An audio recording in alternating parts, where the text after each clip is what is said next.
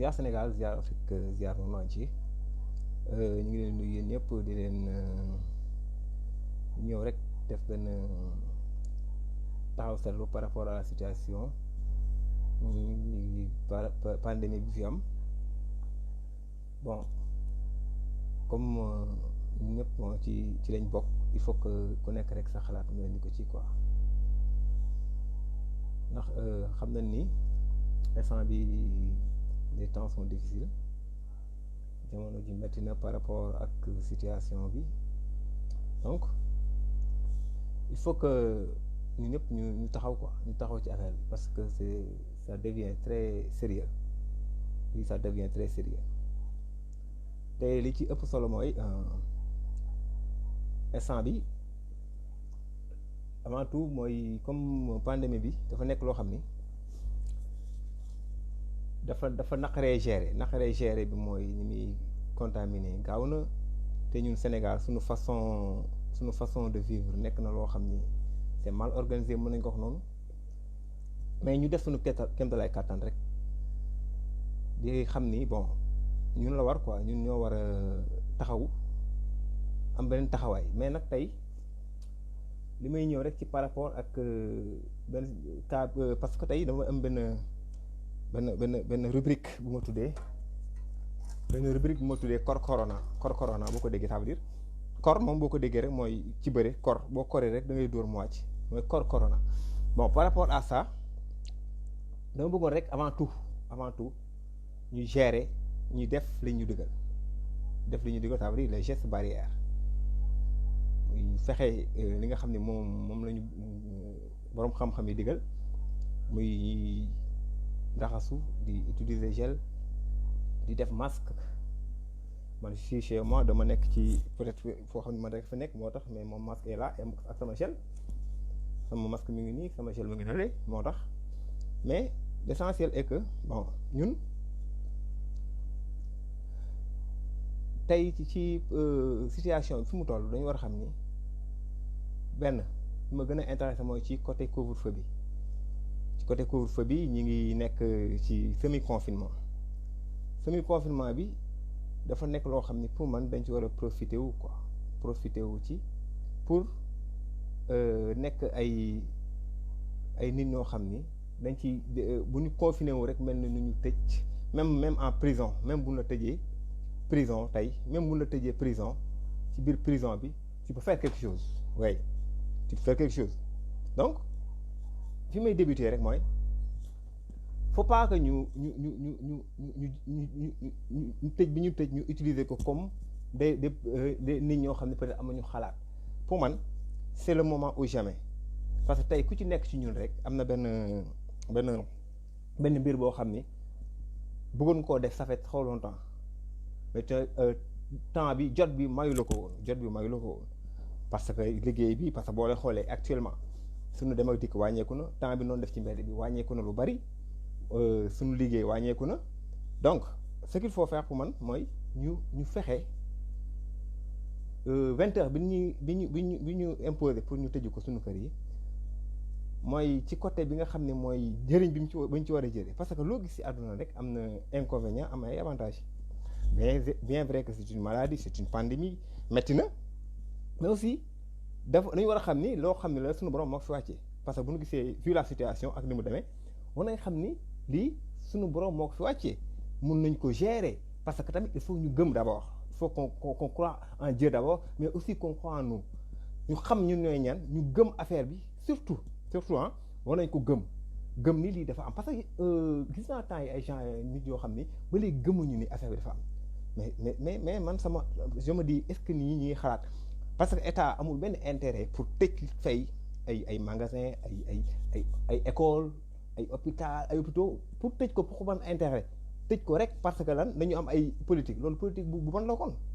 il faut que ñu d'abord ñu gëm ni c'est quelque chose lu am la parce que tey bu doon Sénégal rek sax ñu ne au moins ñu ne deal la wala des choses comme ça Penda maa ngi lay nuyoo Demba nice maa ngi leen gis yéen ñëpp waa Soda rafet na est-ce que vous comprenez ça veut dire que d'abord la première chose à faire c'est que ñu gëm ni coronavirus bi dafa am parce que y a des man gëmuma woon ni peut-être am na ñoo xam ne gëmuñu ni am na mais damay dégg yàggul dara y a des gens yoo xam da ngay toog ñoom ñoo la waaye non lii amul waaye politique la waaye c'est des choses qu'on a créées mais c'est pas vrai ça existe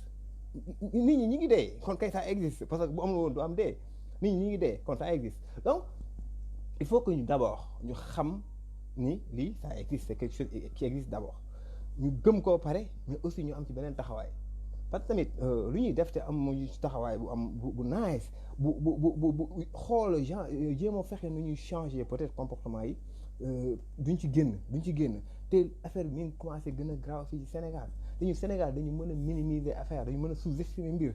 day am benn dañuy am des choses yoo xam ni daf ñuy dal ñu jàpp ko sous-estimer comme si de rien n'était gars yi continuer nekk ci li ñu nekkoon bien vrai que yàlla mooy sàkk doomu aadama mooy koy teg lu metti mais il faut aussi que ñu xam ni dafa am loo xam ne doomu aadama moo koy parce que yàlla ba mu la wàccee ci kaw suuf daf lay jox dafa la wan lépp ni ci nature bi wan na lépp pour que nga appliquer li nga jël ci li la intéressé nga xool moyens yi ngi ciy gérer pour génn ji waaw parce que tey boo xëyee tëdd sa kër doom dépense mais méthode yi ngay def pour utiliser pour am dépense c'est juste que loolu ay mbir la yu yàlla teg ci kaw suuf pour nga dem lijjanti ci am dépense ma ñëw mën a dund donc lépp noonu la demee il faut que ñun tamit ñu xam ni dafa am loo xam ni waruñu mën a toog chaque fois rek ne non yàlla d'accord yàlla suñu borom subhanahu wa ta'ala daf ñu fi indi moo ñuy sàmm mais nag dafi indi teg ñu teg fi ay mbir yoo xam ni ci lañu war a mën a jaar pour defar suñu dund mais confinement bi nii 20 heures ñu nekk suñu biir kër yi man pour man c'est le moment pour yéen quelques nit ñi nga xam ni peut-être ñi ngi doon dund am luñ bëggoon a def lu yàgg mënuñu ko def soit am na ñoo xam ne ñu ngi bëggoon a bind livre ñu bëggoon a bind téere bu yàgg mënuñu bind téere parce que temps bi mayu leen ko am na ñoo xam ne y a des élèves yoo xam ne ñu ngi bëggoon a bind seen mémoire amuñu temps pour bind mémoire bi instant bi c'est le moment ou jamais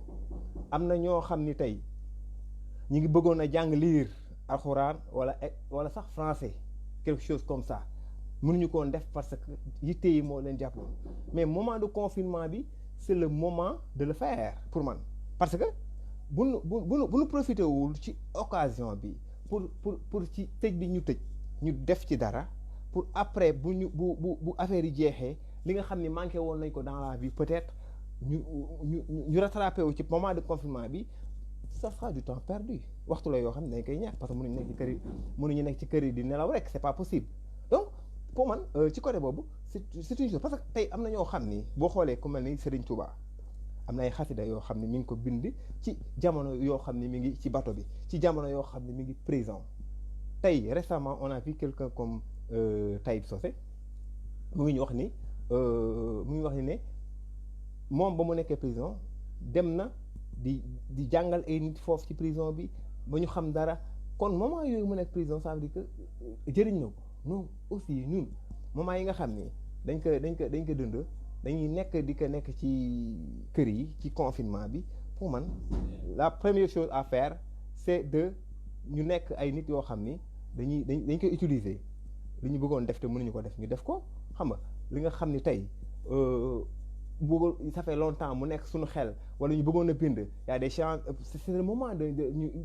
utiliser suñu moyen pour inspirer wu ci dara inspirer wu même les artistes c'est le moment ngeen inspirer wu ngeen toog xalaat parce que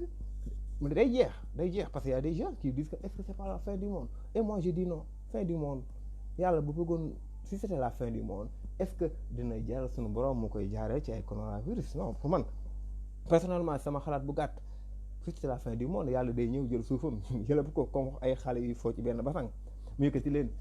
sànni leen fële mais c'est ça comme ça parce que Dieu est capable de ça te moom suufam ok est-ce que ngeen comprendre donc c'est juste que des choses yoo xam ni ñun dañ ko war a utiliser mooy lan mooy suñu temps bi ñu bañ ko ñàkk ci tëju bi parce que tamit ku nekk da nga war a toog sa kër toog bi ñu toog suñu kër tamit c'est pas parce que dañ fa war a toog ak bon ak xoole nañ def dara il faut qu'on fasse quelque chose par rapport à ça donc bu ñu jógee ci loolu mooy leneen li mooy ñun on est en Afrique peut-être les moyens jafe na quoi les moyens ne sont pas là mais aussi c'est pas parce que on n'a pas les moyens ñu war a defari que rek ñun ñoo gën a vulnérable non suñu borom doxewu noonu war nañ gëm que ni pandémie bi mun nañ ci génn parce que depuis que le 2 ba léegi ça fait presque léegi ñu dugg 2 mois presque mais ñun on a que tey ñu ngi annoncé un 6e cas de décès yàlla na fi yem mais nañ gëm ni war nañ ci mën a génn parce que situation la comme toutes les situations yàlla benn jour xëy na fi rey 2000 personnes ci bateau Joola lu nekk la àdduna moo demee noonu parce que sunu maam yi dund nañ loolu dund nañ peste dund nañ choléra dund nañ te ñoom ñoo leen tane parce que ñun avec jamono ji ñu nekk ñun on a tous les moyens avec nous donc bon pour man bon c'est pas quelque chose boo xam ne def ñu dañu war a jëm jàpp suñu bopp que ne ñun en Afrique bu affaire bi ñëwee fii rek dañuy am problème non mun na fi ñëw ñu gérer ko parce que bari barkelee ko gën ñun nañ gëm ni voilà affaire bi dañ ko war a mën a gérer mais aussi avec accompagnement mooy lan mooy ñu fexe di def mesure barrière di ñu sant ñu déplacement yi ñu moytu ko di def gel comme on le dit masque yi comme que léegi c'est obligatoire nañ koy def parce que masque yi même si nekkuñu ci normes yi masque yi même si nekkuñu ci normes yi moi je trouve que masque boo am pour l'instant rek war nga ko mën a use parce que li olof naan kii moo gën sàq moo comme je sais pas dafay tane nga utiliser même n'importe quel masque parce que mooy tane pour l'instant mu protéger la parce que masque au moins boo ko defee dama kenn peut-être microbe bu ñëwee dina dal sa kaw donc c'est loolu moo tax tey ñu ñëw ci taxawaay boobu parce que tamit ñun ñëpp ñoo moom réew mi te ñun ñëpp kenn ñaanul yàlla parce que feebar bi xanaa sa noonu sax boo doo ñaan yàlla mu dal ko parce que bu koy dal booy dee nag moom mu lay dal donc ñun ñëpp ñu ngi ñaan yàlla mu jóge fi ak jàmm mais aussi ñu taxaw ci lan ci li nga xam ni moom la ñu war a def parce que je vois des gens yoo xam ni situation bu mel nii bu amee bon am na ñoo xam ne dañuy taxaw fii la qu'est-ce qu'ils disent non dañu xataraay fii dañu war ubbi jàkka yi dañu ubbi te attention man pour man nit da nga war a ànd ak sa xel parce que sunu borom nee na moom xel yi laay waxal mënuñu sunu borom wax ni nit bu xeeñee soble sax bu mu dem jumaa ñu borom xam-xam yi wax ko même bu ñu jàngul ñu ngi déglu borom xam-xam yi mënuñu yàlla wax ñu loolu wax ñu ne feebar bu amee lépp loo xam ne tey borom koor a ngi nii moom koor a ngi nii farata la ci ponk lislaam yi la bokk te médecin danaan la bul woor yàlla ne la ok kon li médecin bi wax nañ ko def comme comment un médecin ne boo leen rassemblé woo ci jàkka ji lii mun na leen wàll da ngeen feebar ñu ne non il faut ñu dem julli dañuy jaamu yàlla ñun ñëpp ay jaamu yàlla ñëpp ay jaamu ko te yàlla ne kenn gënuñoo bëgg julli mais aussi il faut ñu xam ni lii tey loo xam ne la kin ko digal yàlla moo ko jox ordre parce que man li may gëm ba ce que je crois jusque là mooy médecin bi nga xam ne moom moo wax li mooy sunu borom subhanahu wa taala moo ko jox ordre pour mu wax ko parce que xam na ni nit ki bu demee fii ñu wàllu ko kon bu mu fa dem ok donc tey le but était ñu gérer le temps du confinement bi ak semi confinement la xaw ma 20 heures bi nañ ci profité wu vous les élèves écrivez boo li ngeen xam ni tey am ngeen ay mémoire yoo la war a bind mais bind leen ko profité leen ci moment yi ngeen bind ko ngeen xam ne après doo leen ci nekkaat yéen ñi nga xam ne tey yéen a ngi bëggoon am benn affaire boo xam ne ça fait longtemps ngeen bëgg ko jàng mu nekk seen bopp mënoo leen ko def ndax waxtu c'est le moment où jamais profitez-en yaa ngi dégg kon ñu ñëpp nañ profité wu ci occasion moment yi ñu bañ ko caaxaan ñu bañ ko perdre quoi ñu bañ a tëju rek pour rien on peut faire quelque chose ci moment yi mën nañ jàng mën nañ def dara mën nañ ñi nga bind téere bu ne bind livre nag ça veut pas dire que ki jàng rek moo war a mën a bind livre yow mi nga xam ni jàngoo sax tu as mën nga tey bind loo xam ni da nga koy dund nga téléchargé ko ci benn livre parce que gis nañ fi ñu bëri yoo xam ne jànguñu bind livre mais ça parce que loolu dafay permettre tey ñun suñuy bibliothèque ñu des fi mooy ñi nga xam ne tey am na lu ñu jànkoonteel ci seen àdduna ñu ñëw bindal ñu ko ci benn livre dafay nekk loo xam ni daf ñuy jëriñ quoi daf ñuy jëriñ parce que tey ku dee tamit yóbbaale sa xam-xam mais caaw duñu jëriñ duñu amal benn jëriñ kon coronavirus bi war nañ ko mën a xeex ci naka mooy chaque fois nañuy def li ñu digal di moytu tere yi parce que tamit bon boroom xam-xam yi ñoo wax te li ñuy wax war nañ ko mun def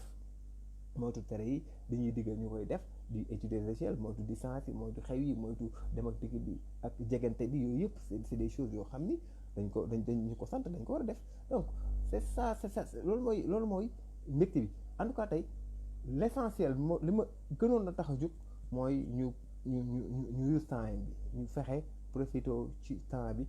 def ci loo xam ni dinañu permettre bu ñu jógee ci coronavirus bi mu amal ñu njëriñ ñu partagé ko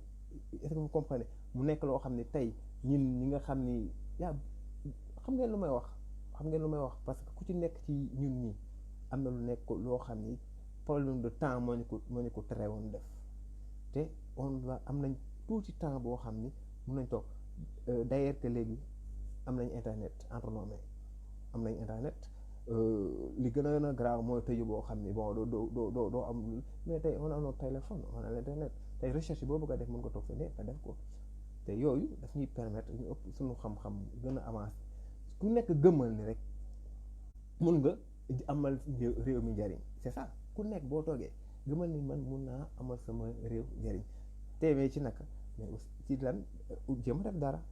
a def dara pendant ce confinement faisons quelque chose essayons ñu jéem a fexe xam li ñu bëggoon def depuis très longtemps mënuñu ko def parce que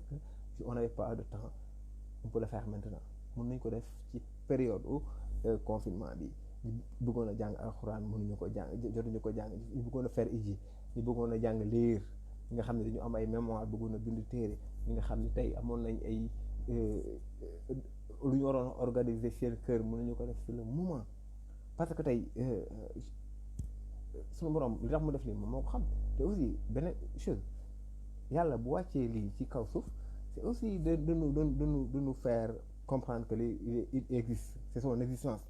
il faut que ñu xam ni Dieu existe gis nga suñu borom subhanahu wa ta'ala mënuñu bàyyi chaque fois rek ci lu ñu neex parce que ñun instant bi seen àdduna ñu ci lu ñu neex la ñuy dund boo xoolee ni muy demee nii mais gis nga borom kër sax bu moomee këram moo am pagaille am désordre total xale yi ku ñëw dugg lu neex waaye def chaque fois nga di ko dina jékki-jékki benn jour rek mal rek yëngal na mais c'est loolu il faut ñu xam ko donc il faut ñu xam ni Dieu parfois il faut que mu wan que ni il existe il est toujours là son existence sa présence il faut que ñu xam ko parce que boo xoolee maladie bi fu mu jóge ci peut-être Chine booy compter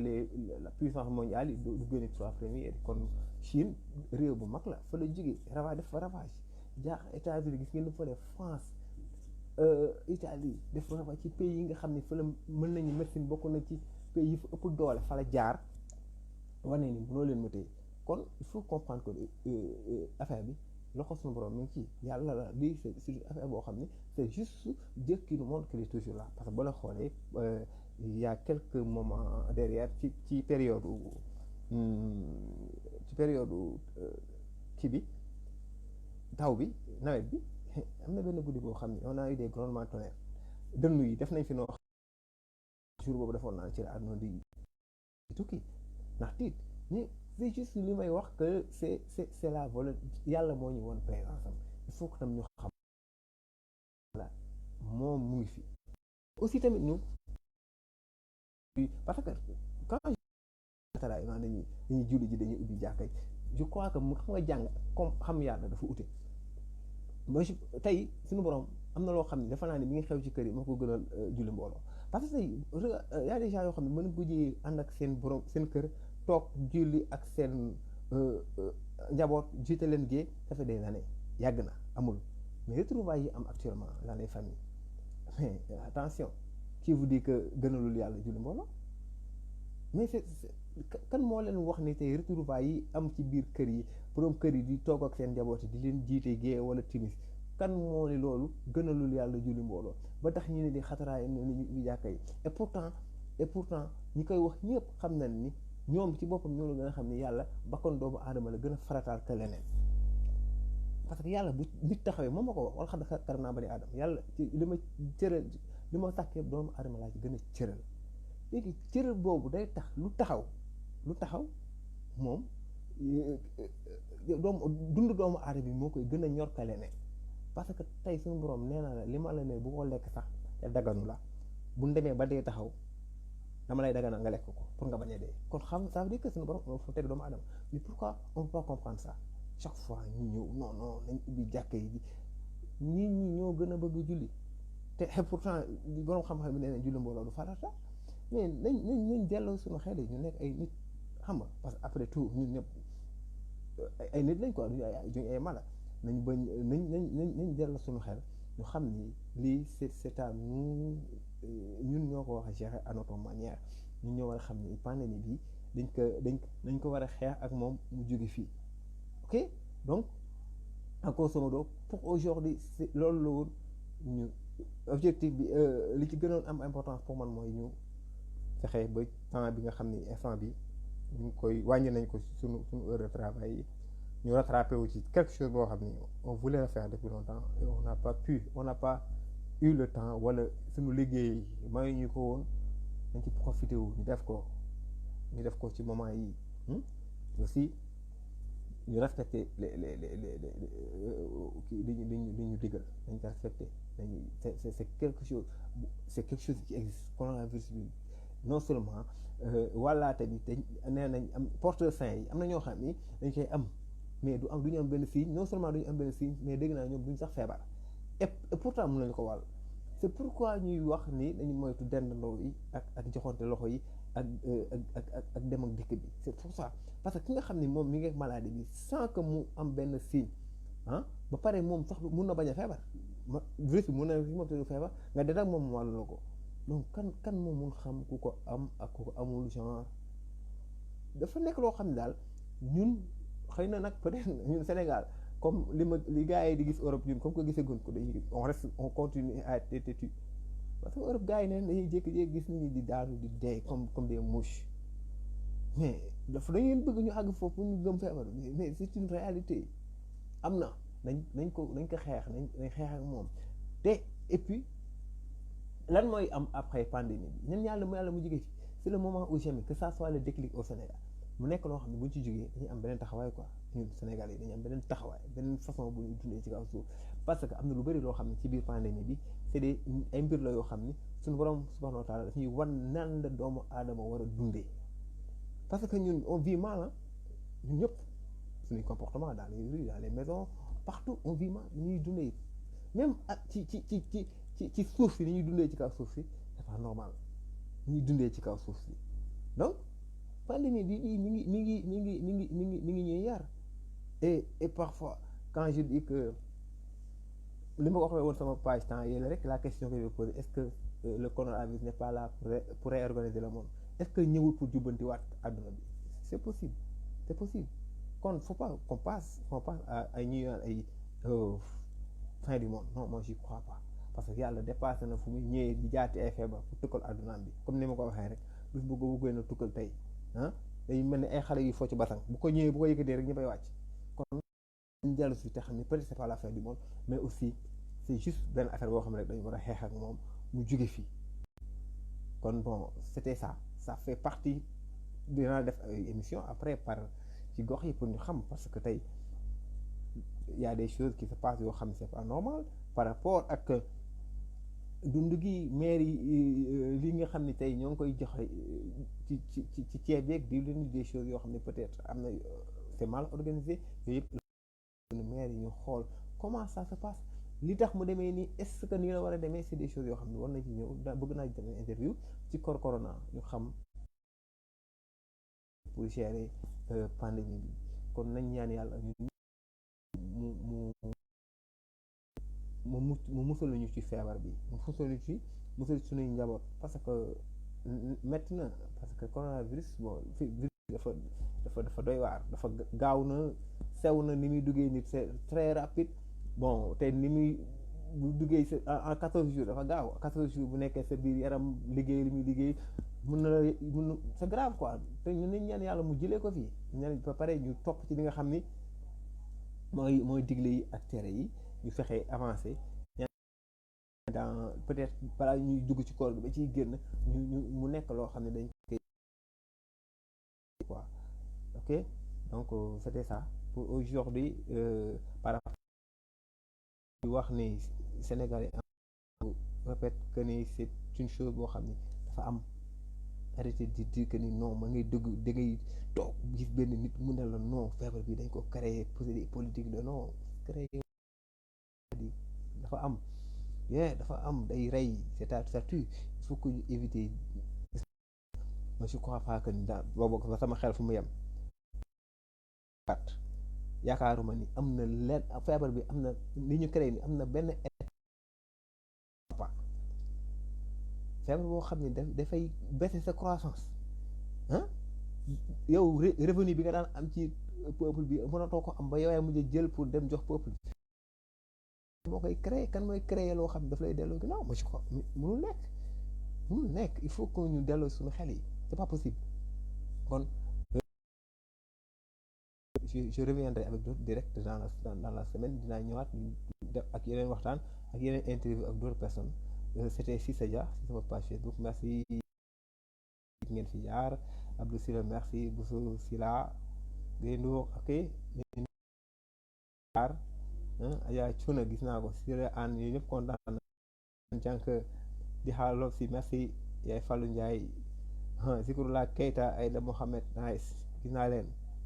Jeng Mamadou Chelsea Penda Bokum from Angleterre merci Soda Camara Demba gis naa leen merci Yañ Khadim Zal Sow merci à tout le monde jaajëf